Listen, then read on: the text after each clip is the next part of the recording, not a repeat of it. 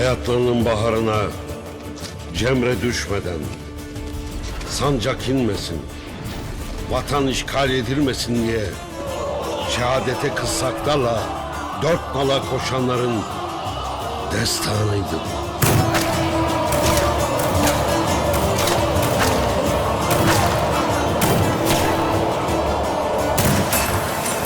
O koç yiğitlerden biri de Mehmet.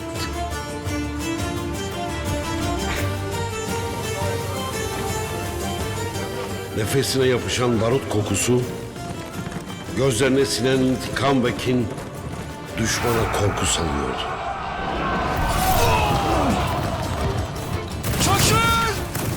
Allah onu bir imtihanla sınamıştı. Onun cehennemi Kimsin sen? aklının içindeydi. Dostu düşman gibi görüyor, davasını hatırlamıyor. Kimsin sen? Kardeşim Mehmet. Ama kan Hatırla. aynı kandı.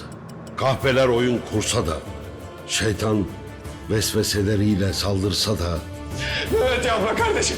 Mehmet yapma, sen sıksana lan köpek. Aileni katledenlerden intikamını al. Sen sık lan, yapma.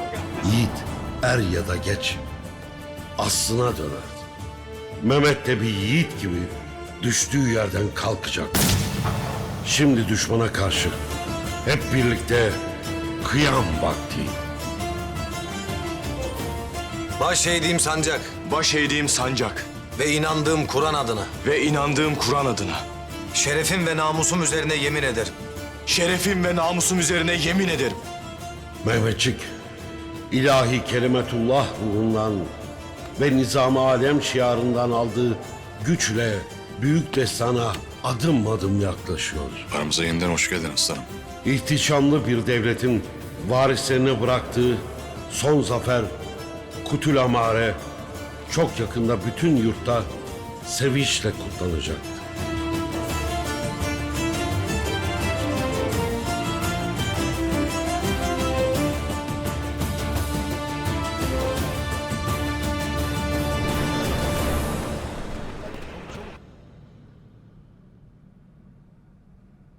Kumandanım, eğer müsaade ederseniz şehre geri dönüp Hamilton denen o itten intikamımı almak isterim. Yoksa kendimi affedemeyeceğim. Sen hiçbir şey bile isteye yapmadın evladım.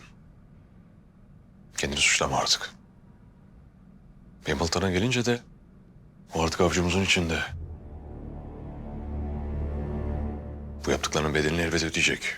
Madem o bize bir oyun oynadı, bu oyunun bedelini ona ağır bir şekilde ödetelim kumandanım. Bunu nasıl yapacağız kumandanım?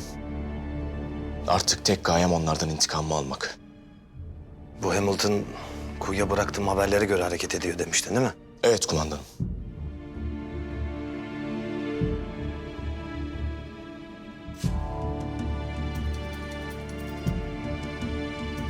Aslanım. Hamilton'a haberi bizzat sen götüreceksin. Ona beni öldürdüğünü ve Osmanlı ordusunun başsız kaldığını söyleyeceksin. Ayrıca ordu içinde komuta sıkıntısı olduğunu ve Osmanlı ordusuna yarma harekatı yapmanın tam zamanı olduğunu söyleyeceksin. Dazunk bu fırsatı kaçırmayacaktır. Hava giderken hava olacak yani. Bu mukadder karşılaşma vatanımıza üşüşen kargalarla kanatlarında hürriyet taşıyan kartalların savaşı olacak. Onları ezip geçerek Türk'ün bir tokadını daha atacağız. Peki şehre nasıl gireceksiniz? Kuyunun başında benden haber bekleyen Hamilton'ın casusunu kullanacağız.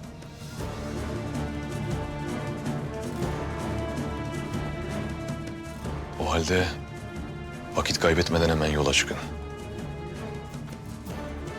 Allah yar ve yardımcınız olsun.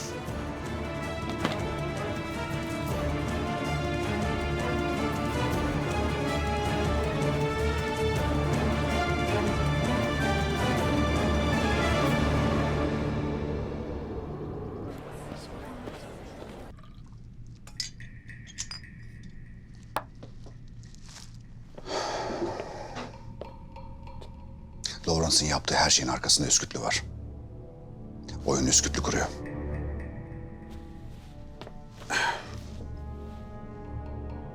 Lawrence'ın yaptığı her şeyi ona o söylüyor. Efendim, dediğiniz gibi Üsküplü bu işin arkasındaysa Lawrence'ı neden yakalamıyoruz? Ya elimizden kaçırırsak? Bekleyeceğiz Alfred. Madem bir oyun oynuyorlar bırakalım oynasınlar bakalım. Peki General Townsend'a bu durumu söyleyecek miyiz? Hayır. Bunu sadece ikimiz bileceğiz. Daha önce Lawrence hakkında şüphelerimi dile getirmiştim. Ama ters tepti. Bırakalım da general hatasının neye mal olduğunu görsün. Ebu'lan ambarına zaten erzakları Üsküplü yerleştirdi. Ebu'la biraz daha içeride yatsın. Biz de bu arada Üsküplü ve çetesini Lawrence sayesinde çökertiriz.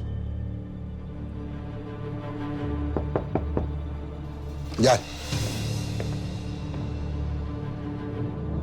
Artin.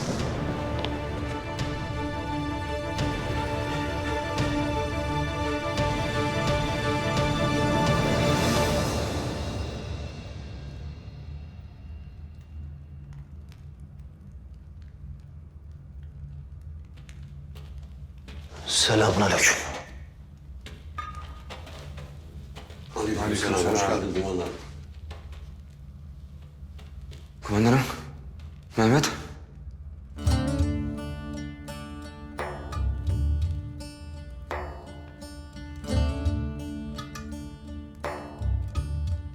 Öldü mü kumandanım?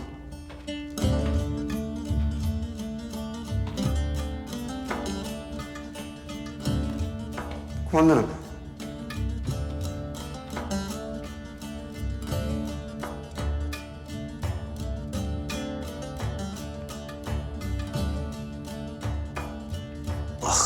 Seni daha da kıvrandırmak vardı ya. Neyse. Hadi gözün aydın. Mehmet hayatta. Arkamdan okkalı laflar etti. Kardeşim olacak o deveye söyleyin biraz laf dinlesin dedi.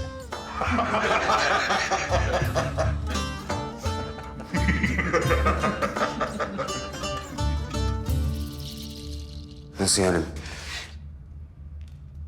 Mehmet'in aklı yerine geldi mi? Geldi aslanım. Emin misiniz kumandanım?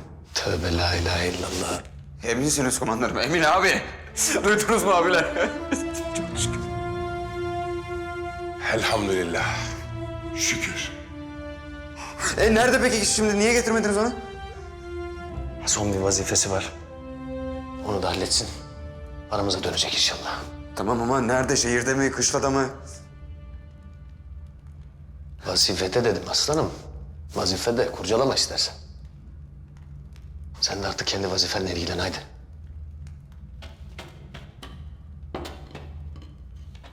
Bizim vazifemiz nedir kumandanım?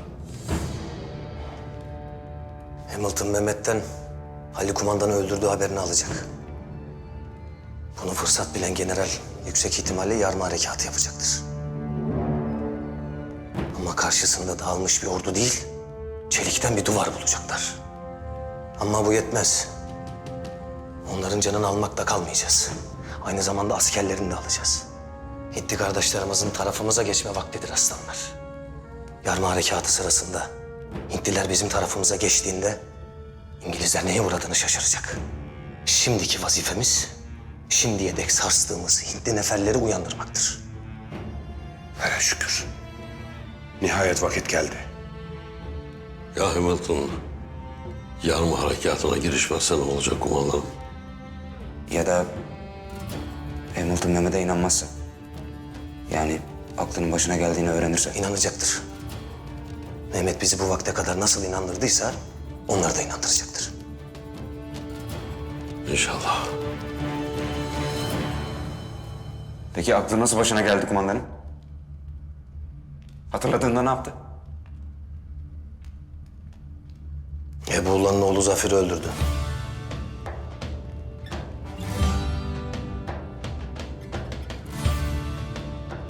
Bu aramızda kalacak ha. Kimse bilmeyecek. Lawrence'a haber uçuralım. Dikkatli olsun. Baş üstüne kumandan. Afiyet olsun. Azrail düşmanı kuşattı aslanlar. Daha yeni başlıyoruz.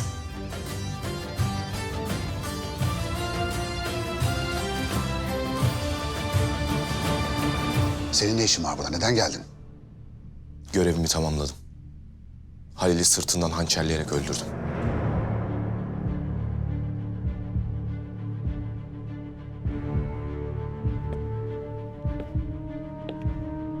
Ne zaman? Dün gece sabaha karşı. Sabah bu olay ortaya çıktı. Gittiğimden beri herkes benden şüpheleniyordu. Yakalanmamak için de kaçtım. Sen ulusumuz adına büyük bir iş başardın Artin. Çok yakında Londra gazeteleri senin bu başarından bahsedecek. Sen sadece Halil'i öldürmedin. Onlara İngiliz'in gücünü ve aklını da göstermiş oldun. Bundan sonra korku içinde yaşayacaklar. İntikamını da aldın. Sen artık Büyük Britanya ordusunun en büyük kahramanısın. Teşekkürler efendim. Ancak görevim daha bitmedi. Son görevimi de tamamlayınca intikamımı almış olacağım. Ne görevi? Türk ordusu şu an komutasız ve karmaşa içinde. Onları tam bir hezimete uğratacağımız vakitteyiz. Doğru. Orduları komutasız. Genel bir taarruzla onları darmadağın edebiliriz. Generale bundan bahsedeceğim. Ama sen önce gidip Alisa'yı bir muayene ol. Baş üstüne. Efendim müsaadenizle başka bir şey daha söylemem gerekiyor. Zafer'in şehir dışında olduğunu ve neler yaptığını biliyorsunuzdur. Evet biliyorum. Haberim var. Efendim Zafer çıkan çatışmada öldü.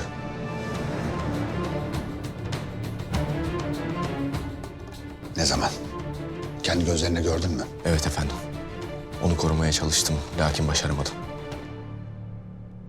Müsaadenizle ben Doktor Alisa'ya görüneyim.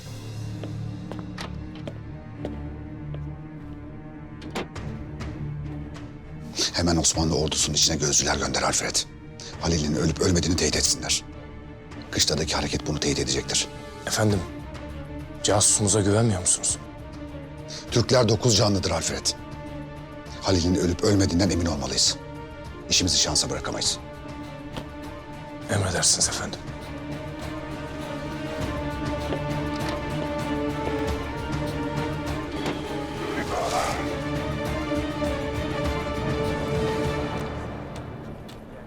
Seni dinliyorum Üsküplü. Neymiş söyleyeceğin mühim haber?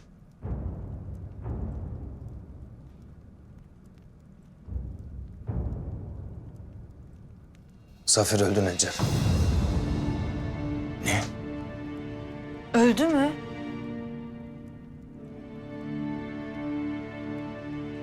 Sen Kendine gel efendi.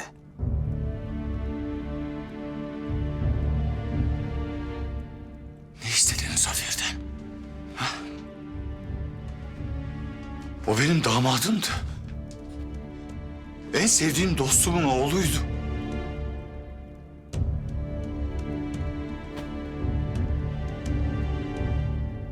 O karıncayı bile incitmeyen bir adamdı.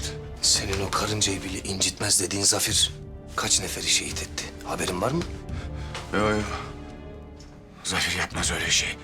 Katil değil o. Osmanlı devriyesine baskın verip neferlerimizi şehit ettiler. Bunun da bedelini ödediler. Onu sen mi öldürdün Ali?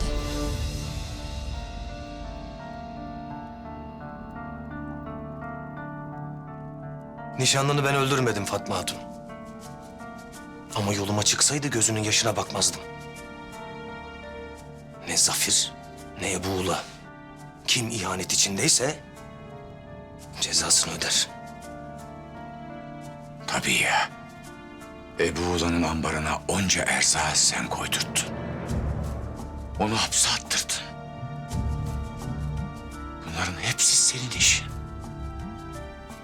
Ne istedin o insanlardan ha? Ne istedin? Canını almadığıma dua etsin o. Ben ona eteklerine sığındığı İngilizlerin gerçek yüzünü gösterdim.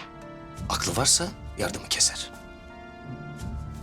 Ben şimdi bunu Ebu Ula'ya nasıl söylerim?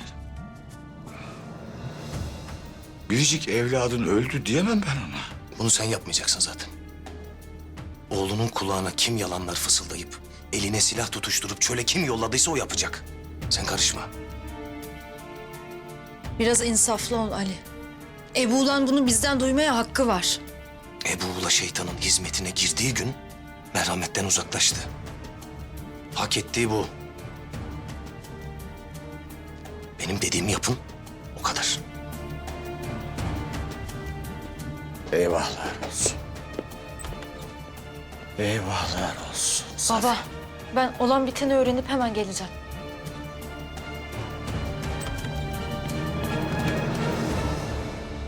Ebu Oğlan'ın bize ihanet etmesini hala aklım almıyor. Dahası var general. Ebuoğlu gibi oğlu Zafir de bize ihanet içinde. Zafir Kışla'ya sandığımız gibi kuşatmayı kaldırmaya gitmemiş.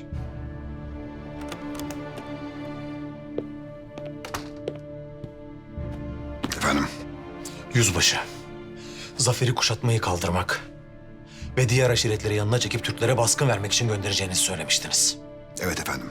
Ben de bu konuyu konuşmak için gelmiştim. Zafir bizim için bunları yaparken biz babası Ebu'la'yı soruşturmadan suçluymuş gibi içeride tutuyoruz. Hala bize ihanet eden bu insanları mı savunuyorsun? Yeter artık, aklını başına topla. Senin kişisel hesapların bize bu toprakları mezar edecek sonunda. Yüzbaşı, Zafir ve babası sizi kandırmış. Zafir Türklere biat etmek için gitmiş. Bunu nereden biliyorsunuz? İspatınız var mı? Yüzbaşı, her defasında size kim olduğumla alakalı uzun uzun ayrıntılı bilgi mi vereceğim? Benim işim bu. Kimsenin bilmediğini, duymadığını öğrenmek. Öyle mi? O zaman şu anda Zafir'in nerede olduğunu da biliyorsunuzdur. Hamilton, hata yapmakla kalmıyorsun. Hatalarını başkalarını suçlayarak kapatmaya çalışıyorsun. Yeter dedim. Efendim özür dilerim ama Bay Lawrence bizi bataklığa sürüklüyor. Zafir bizim için Türklerle savaşırken öldürülmüş. Bu mümkün değil. Nereden biliyorsunuz bunu? Her şeyi bildiğinizi iddia ediyordunuz Bay Lawrence. Türk kışlası içine gönderdim, casusundan öğrendim. Zafir yakalanmış ve infaz edilmiş. Efendim önerim soruşturma bitmeden önce Ebu'la'yı serbest bırakmak. Oğlunun acısı ona yetecektir. Ne olursa olsun Ebuoğlu bir suçlu. Hiçbir şey göründüğü gibi olmayabilir efendim. General haklı. Masumsa soruşturma tamamlandığında zaten serbest kalacaktır. Efendim, Ebuoğlu'yu çıkaramayız. Şimdi bana Neccar'ı gönder. Ebuoğlu'ya oğlunun öldürüldüğü haberini Neccar'la birlikte bizzat vereceğim. emredersiniz.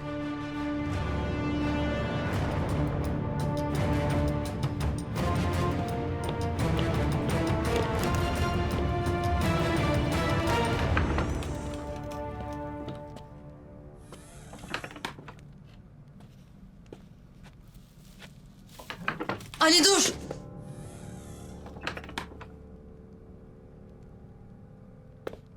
Hayırdır? Sen bana bugüne kadar hiç yalan söyledin mi Ali? Ne diyeceksen açık açık de. Bana doğruyu söyle. Sen mi öldürdün Zafir'i? Haddini bil Fatma. Ben kimseyi avutmak için yalan söylemedim, söylemem de. Hele ki mevzu bahis vatanımsa. Her Allah'ın günü bir fidan toprağa düşüyorsa sığındığım tek şey hakikattir. Şu ahvalde senin Zafir'e olan zaafına düşünecek değilim ben. Öldürmedim dedimse öldürmedim. Ayrıca bana itimadın kalmadıysa taşlarını başıma değil, ben çıktıktan sonra tünele yığ. Ali dur. Ne olur halden anla. Zafir'le ilgili kendimi çok mahcup hissediyorum zaten. Onunla evlenmek istememiş olsam da sonu ölüm olmamalıydı. Türk neferine kurşun sıkıp hayatta kalacağına inanan ahmaktır. O bu ahmaklığı yaptı. Mehmet de aklı başına gelince cezasını kesti.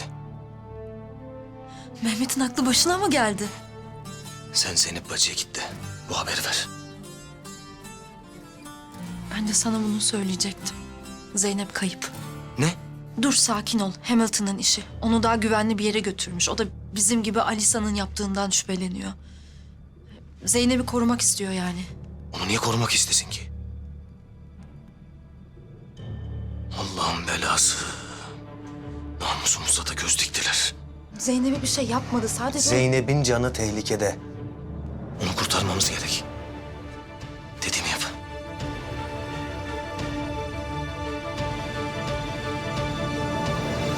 Beni odanıza çağırttığınıza göre Suçsuz olduğumu anladınız herhalde general.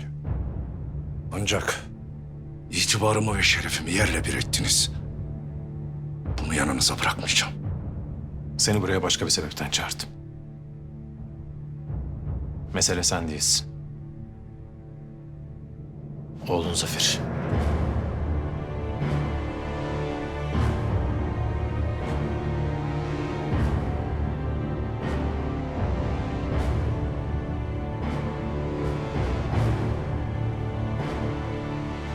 Anlamadım. Ne olmuş Zafer'e? Yoksa onunla mı başına bir bela açtınız? Sakin ol. Sana böyle bir haber vermek istemezdim. Ne demek istiyorsun? Ne oldu oğluma?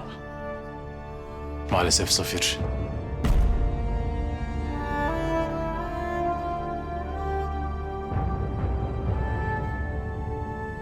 Türklerle girdiği çatışmada öldürülmüş.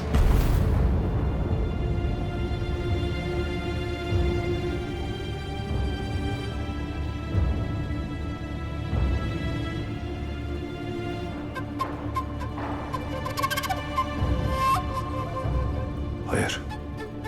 Hayır. Hayır. Yalan söylüyorsun. Zaferime bir şey olmadı. Yalan söylüyorsun general. Ebu'la. Şu anda tutsağımız olsan da Zafer ve sen en iyi dostlarımızdansınız. Maalesef doğru. Zafer'i bizzat Albay Halil öldürmüş.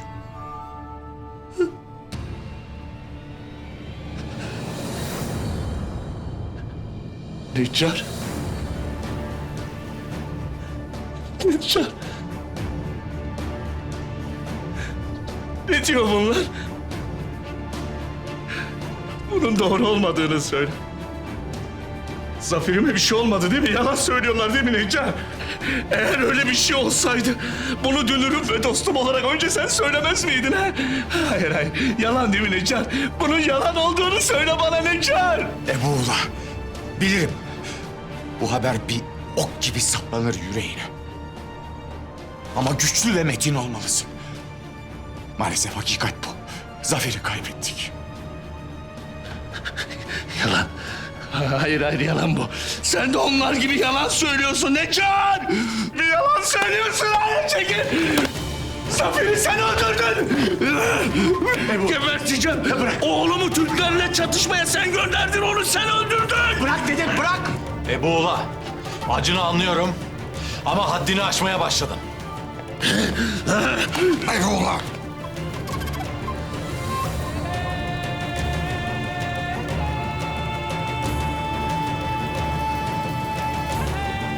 Ebu'la, eğer elini hemen çekmezsen zor kullanmak zorunda kalacağız. Beni içeri atıp oğlumu öldürdünüz. Ben de sizi gebertim. Ebu'la!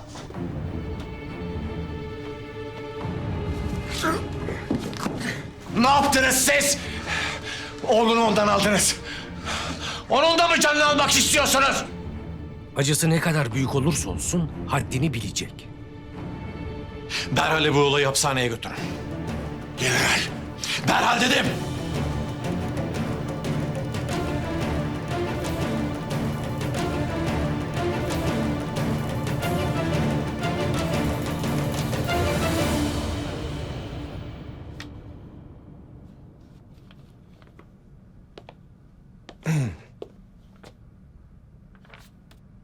Artin? Sevgili kurtarıcım Doktor Alisa.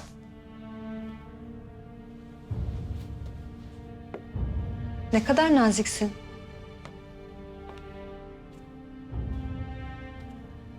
Buradayken benden pek hoşlanmadığını sanıyordum. O zamanlar değerinizi bilememişim. Affedin. Seni böyle sapasağlam karşımda gördüğüm için o kadar mutluyum ki. Gel. Nasılsın? Baş ağrıların geçti mi? Geçti. Artık eskisinden daha da iyi. Yüzbaşının verdiği görevleri de tamamladım. Bunu duyduğuma çok sevindim. Ancak görevimi tamamlarken ifşa oldum. Canımı kurtarmak için şehre kaçtım. Aman Tanrım. Neyse ki o barbarların elinden kaçabilmişsin. Evet. Yüzbaşı muayene olmam için de sizin yanınıza gönderdim. İyi yapmış. O zaman gömleğini çıkar da seni iyice muayene edeyim. Sonra belki... Merak etme Artin. Sana zarar gelmesine asla izin vermeyiz.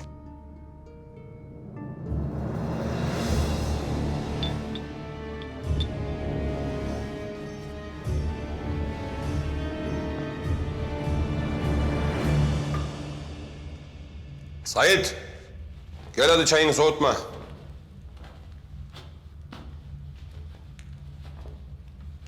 Oğlum ne yapıyorsun sen orada dağıttın her yeri? Efendim abi?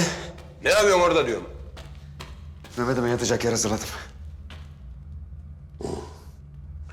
Sait, hele otur. Mehmet gelince yatacak yer kolay. Ben de onu düşünüyorum babaylar. Mehmet ne zaman gelecek? Yani madem aklı yerine geldi, madem şehirde... Bir görseydik iyiydi. Hani kumandan sana Mehmet'in aklının yerine geldiğini söylemedi mi Sait? Hı? Gavurun haberi yok. Eğer şimdi yakalanırsa onca çabamız boşa gider. Hele otur. Aslında bıraksaydınız da ben kimseye yakalanmadan bir görüp gelseydim. Nefesini boşa harcıyorsun baba Haydar. Hala dersini almadı bu kereste. Akıllanmadı, görmüyor musun?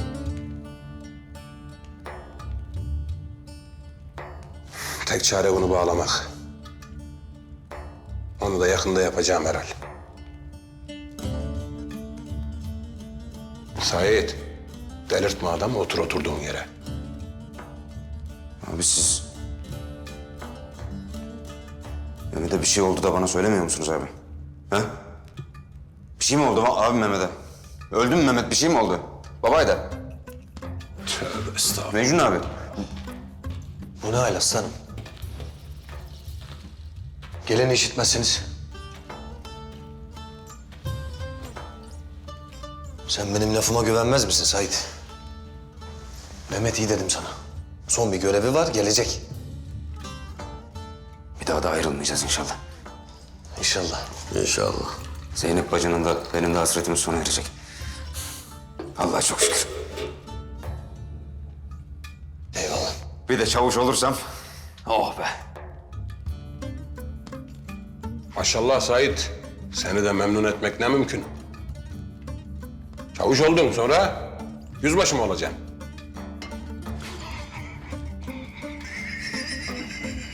Sen benimle alay mı ediyorsun abi? Hiç alay olur mu Sait? Kumandanım. Şimdi ne yapacağız?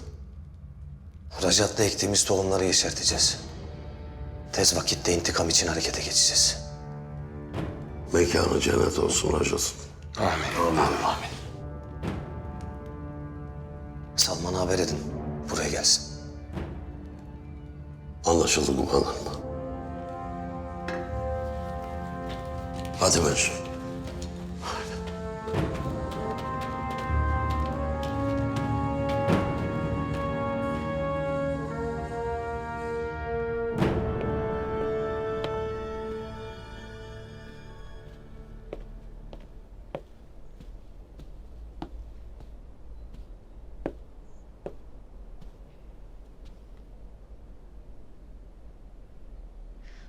Baba ben vakfa uğramak için çıkıyorum.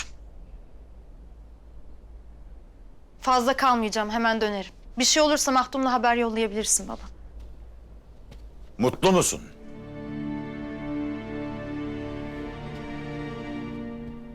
Bu ne demek şimdi baba? Kurtuldun işte Zafir'den. Artık o düğün hiç olmayacak. Şimdi mutlu musun? Tabii ki mutlu değilim baba. Ben de böyle olmasını istemezdim. Nasıl bakacaksın Ebu'oğlanın yüzüne ha? Nasıl?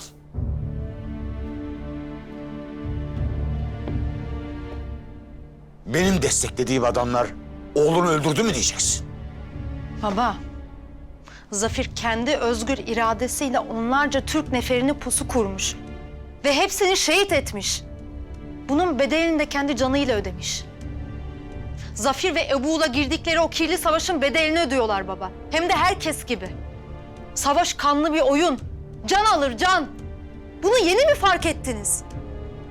Bu vatan uğruna Zafer'den önce onca Türk neferi şehadeti tattı. Ama onlar vatanlarını korumak için öldüler. Zafer gibi vatanını sattıkları için değil. Fatma sus.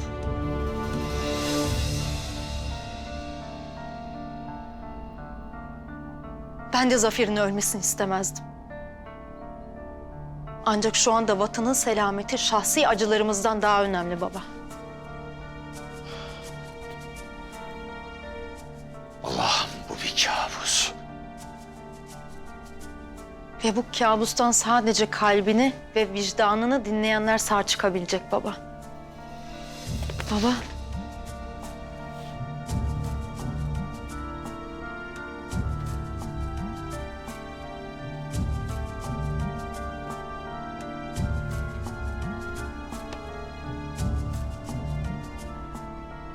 Bu vakur duruşum sana acımasız geliyorsa baba, şunu bil ki Zafer İngilizleri destekleyip vatanını sattığı gün benim için ölmüştü.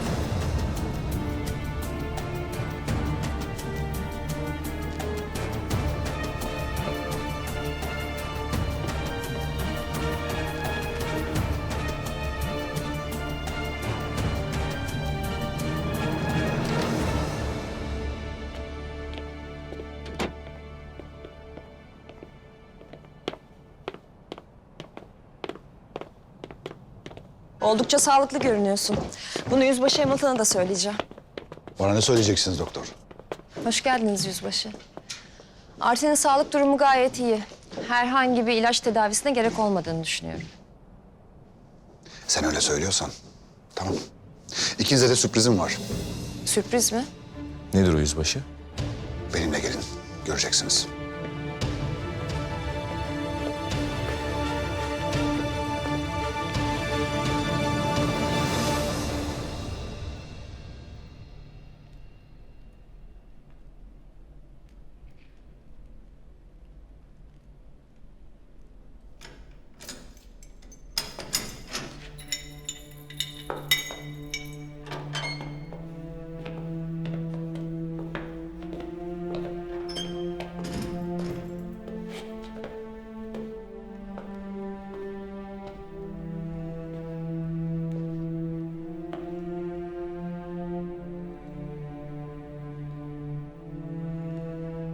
Biliyorum acınızı hafifletmeyecek.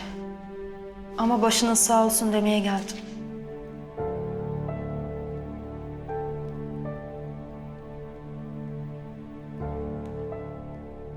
Şu hayatta en çok istediği şey seninle evlenmekti. Evladım ne kadar da yaklaşmıştı saadetine. Size dillere destan bir düğün yapacaktım. Boy boy torunlarım olacaktı. Ve savaş bittiğinde bu şehrin sokaklarında koşup oynayacaklardı. Üzgünüm. Keşke böyle olmasaydı. Fatma.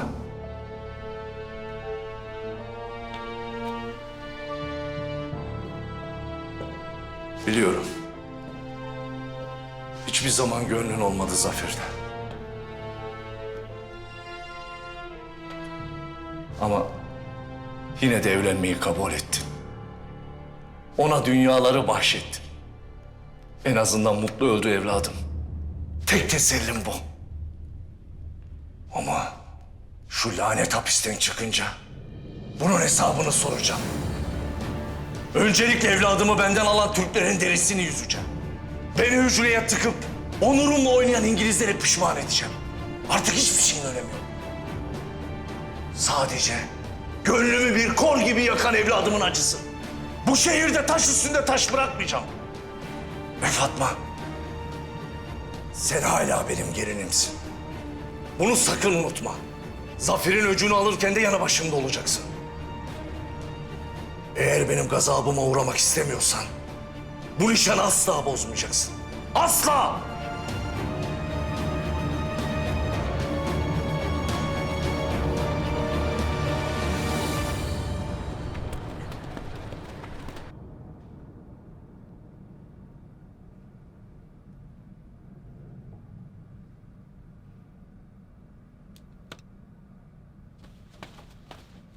Kumandanım. Gel Nuri. Söyle. Tahmin ettiğiniz gibi İngiliz gözcüler kışla yakınına kadar geldi. Emrettiğiniz üzere müdahale etmedik. Mehmet'in sözlerine itimat etmeyeceklerini biliyorduk. Bu gözcüler benim öldüğümü teyit etmek için buradalar. Bırakalım işlerini yapsınlar. Elbet biz de üzerimize düşeni yapacağız. Emirleriniz nedir? Neferlerimizin mevzideki nizami duruşlarını bozun. Siperdeki neferlerin de sayısını azaltın. Keskin nişancılar gizlensin. Ve bir de bir cenaze alayı kurun. Açıktan hazırlık yapsınlar. Yani senin anlayacağın tabutu mazhar edin Nuri.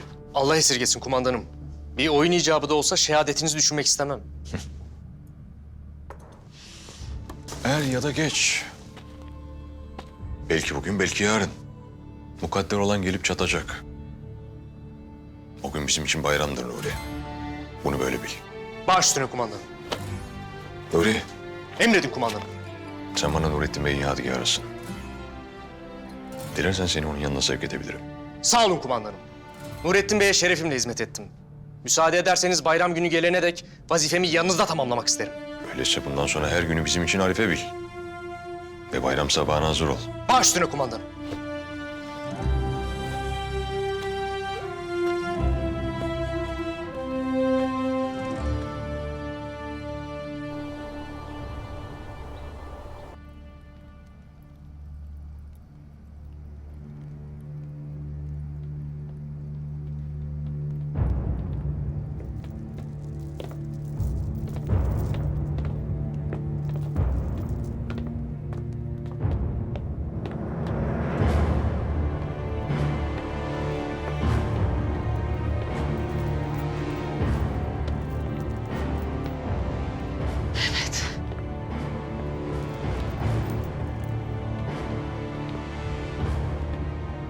Gözlerinizi çözün.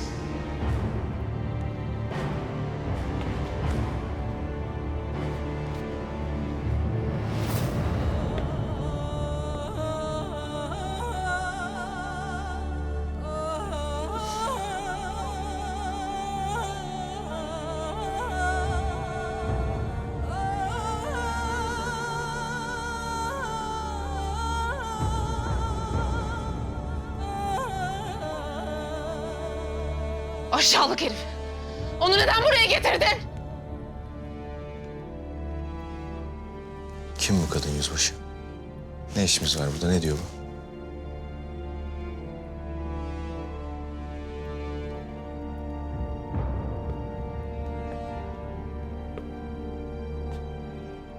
Seni casusumuz olarak onların arasına yerleştirdiğimizde bu kadınla evliydin. Ama o da teşkilattan biri. Yeni yakaladık. Nihayet yüzbaşı. Bu zehirli aşktan kurtulamayacaksınız diye çok korkmuştum. Sonunda gerçeği görmenize sevindim. Öyleyse.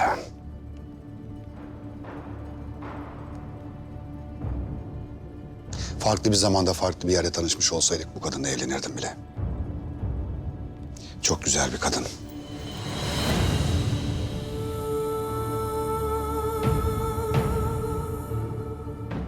Ama karşı tarafın casusu olmayı seçtikten sonra kendi kaderini kendi belirledi. Peki şimdi ne yapacağız? Doktor Alice onu sorgulayacak. Diğer teşkilatçıların yerini öğrenmeye çalışacağız.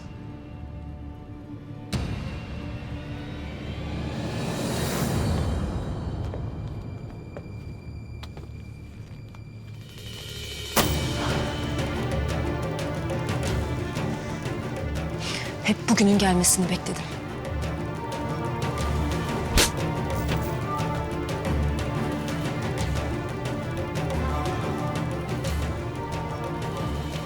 Bize hücre evinin yerini hemen mi söyleyeceksin yoksa canını iyice yakayım mı? Hiçbir şey söylemeyeceğim.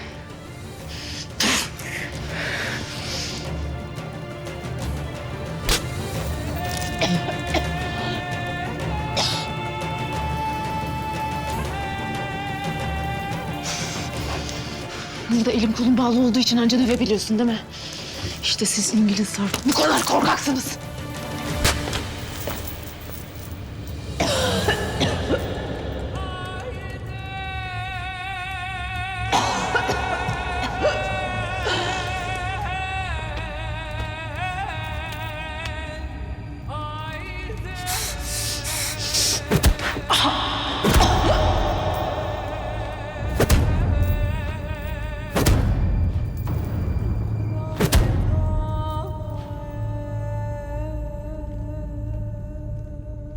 İngilizler için çember gittikçe daralıyor. Bizse büyük zafere adım adım ilerliyoruz. Disiplinimizi bozmadan silleyi indirmeye devam edeceğiz. İngilizlere bulacağımız her sille onları yerle yeksan edecek inşallah. İnşallah. Bize düşen nedir? Yarma harekatı başladığında sizler ön saflarda olacaksınız. Saldırı başladığında onların tarafını bırakıp bizim tarafa geçeceksiniz. Sultan Alparslan'ın Malazgirt'te yaptığını biz burada yapacağız. Aynen öyle. Çok büyük kayıplar verecekler. Orduların içinde büyük bir huzursuzluk başlayacak. Hintli Müslüman kardeşlerimizle tek tek konuşup onları ikna etmeni istiyorum. Bir aksilik çıkmasın. Merak etmeyin kumandanım. Bir de Salman. Bu Hamilton Zeynep'in tedavisi için hiç senin yanına çağırtmadı mı? Bir malumatımız yok mu? Hayır kumandanım. Hastaneden sonra Zeynep Hanım'ı bir daha görmedim. O köpek Zeynep'e bir şey yapmasa bari.